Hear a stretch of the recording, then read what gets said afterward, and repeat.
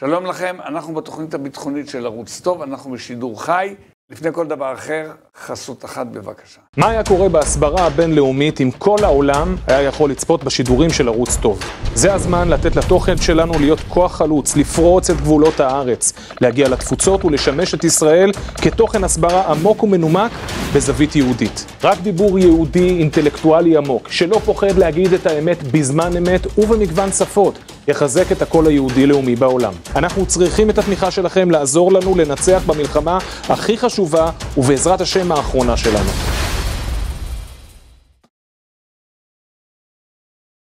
בואו נעבור לחיזבאללה בצפון. אתה חושב שהולכת לקרות מלחמה גדולה בינינו לבינם? לא מה רצוי שיהיה, רצוי, כן, אבל אני גם לא בטוח שכן, כי לא ברור לי מה. אני חושב שבסוף בטווח הארוך, אני לא יודע להגדיר אותו גם אם זה חצי שנה, שנה, 3 חודשים, אני לא רואה איך נמנעים מזה, כי אני גם לא רואה את תושבי הצפון חוזרים הביתה, בלי זה. זאת אומרת, מה יגרום לתושבי הצפון, ואני מדבר, אני פוגש לא מעט תושבים, אומרים, תשמעו, יושב לנו על הגדר נוח'בה על סטרואידים, בדמות יחידות רדואן ועזיז. אחת יושבת במערב, אחת יושבת במזרח. כולם מכירים רדואן יושב בצד המזרחי, אבל יחידות עזיז יושבות בצד המערבי. הרבה יותר גדולות מהנוח'בה, הרבה יותר חמושות מהנוח'בה, באזור מבחינה טופוגרפית הרבה יותר קשה ומורכב. ומה נגיד התושבים? כן, תבואו, תחזרו ליישובים שלכם. כלומר, אתה אומר שהרי לא יתחילו לטפל בחיזבאללה, אלא אם כן תהיה שם מיסקלקולציה והעסק הזה יידרדר. כי יש שם סוג של מלחמה.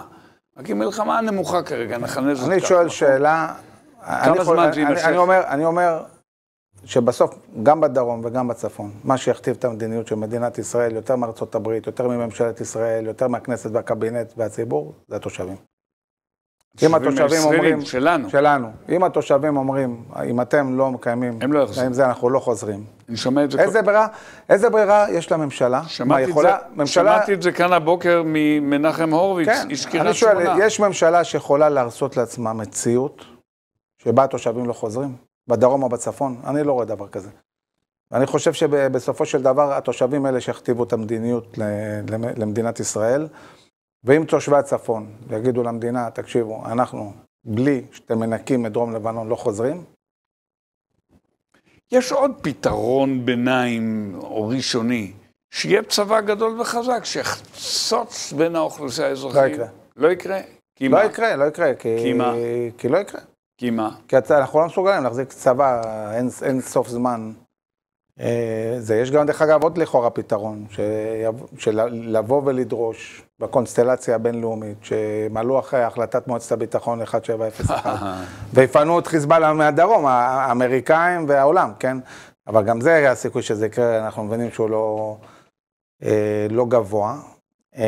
אני גם חושב עלול להיות מסיבות כאלה ואחרות מצב, שהחיזבאללה מחליט כן לצאת למלחמה, ולא בעיתו שנוח לנו. אנחנו צריכים להיות מאוד מאוד מאוד ערניים לזה, כי יש לחיזבאללה גם סיבות טובות, למה כן לצאת עכשיו למלחמה. והן?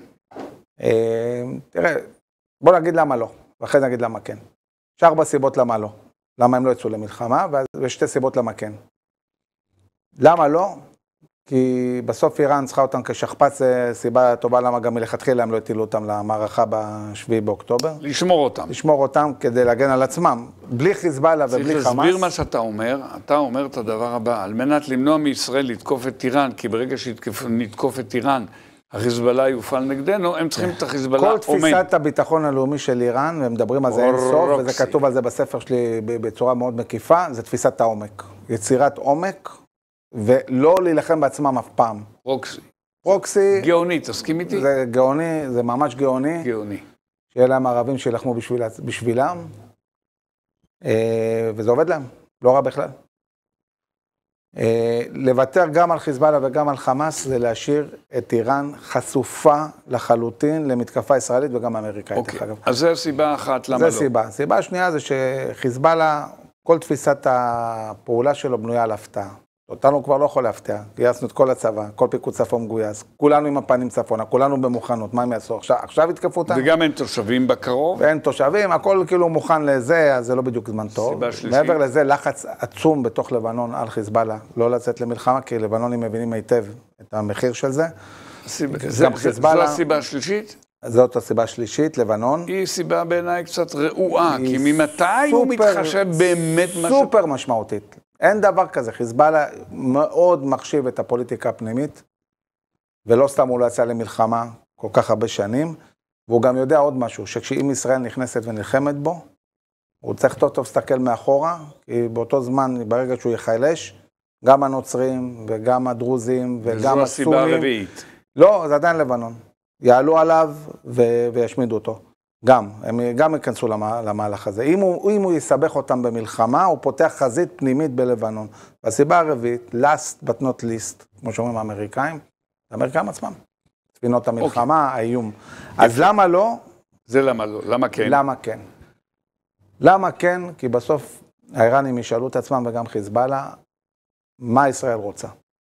האם ישראל הולכת להילחם בנו בין כה?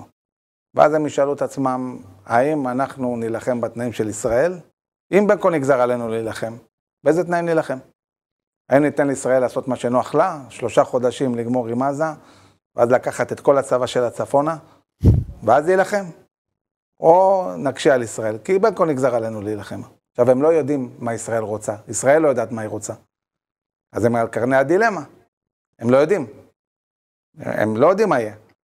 ולכן זה שם אותם במקום שבלתי אפשרי לנו לדעת באמת מה הם רוצים ומה הם יעשו. כמה שאני לא מתרחש את זה וכמה שאני לא מנסה להיכנס לנעליים שלהם, אני לא מצליח להגיע לתשובה. אני עכשיו רוצה לקחת תרחיש הפוך על אותו היגיון, שאני חושב אותו כבר שנה וחצי, מה שהתחלתי להתעסק עם התוכנית הביטחונית של טוב. שמע, אתה מתבונן בלבנון ואתה אומר, תסתכל, מולך יש מה כמות הטילים? בין לבין. תלוי, קודם כל בוא נעשה סדר, יש הבדל בין טילים לרקטות, כלי טייס בלתי מאוישים. טילים יכול להיות גם 1,000 בערך. טילים ורקטות. אבל כל טיל, כאילו טיל זה סיפור. זה הגדולים והמדויקים. טילים זה יכול להיות סיפור.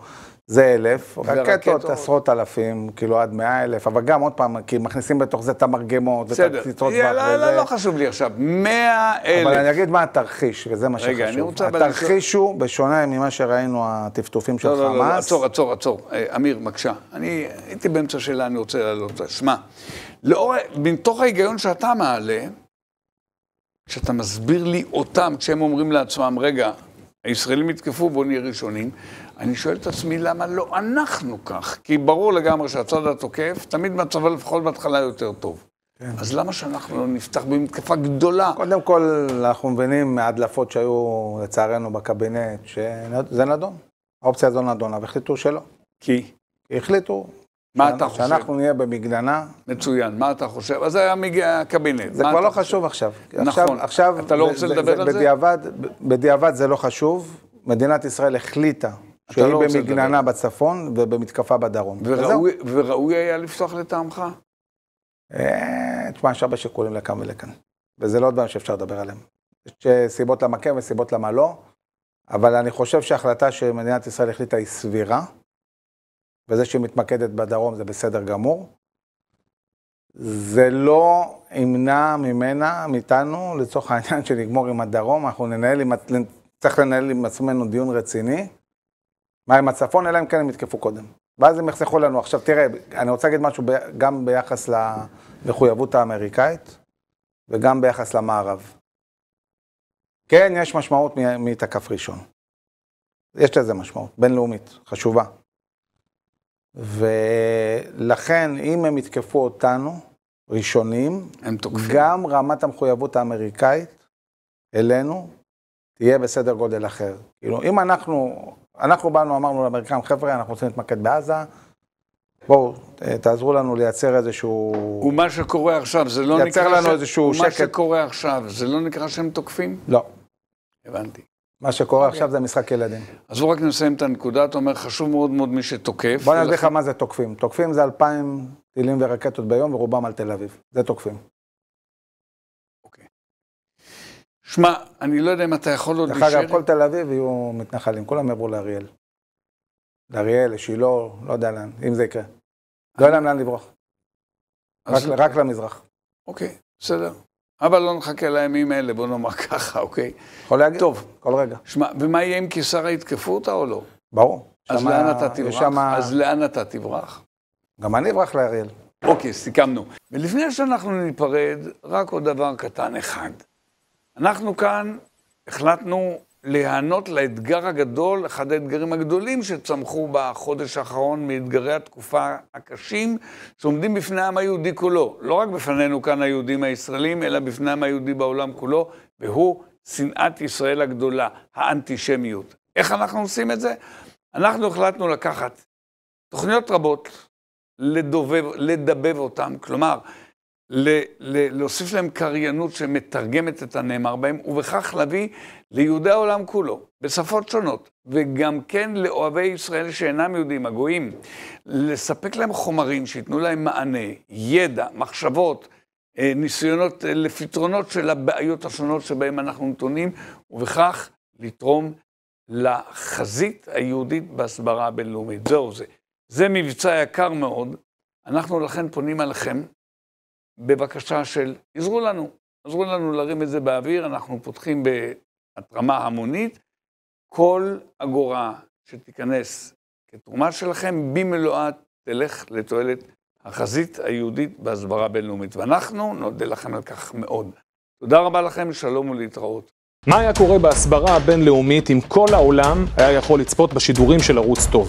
זה הזמן לתת לתוכן שלנו להיות כוח חלוץ, לפרוץ את גבולות הארץ, להגיע לתפוצות ולשמש את ישראל כתוכן הסברה עמוק ומנומק בזווית יהודית. רק דיבור יהודי אינטלקטואלי עמוק, שלא פוחד להגיד את האמת בזמן אמת ובמגוון שפות, יחזק את הקול היהודי לאומי בעולם. אנחנו צריכים את התמיכה שלכם לעזור לנו לנצח במלחמה הכי חשובה ובעזרת השם האחרונה שלנו.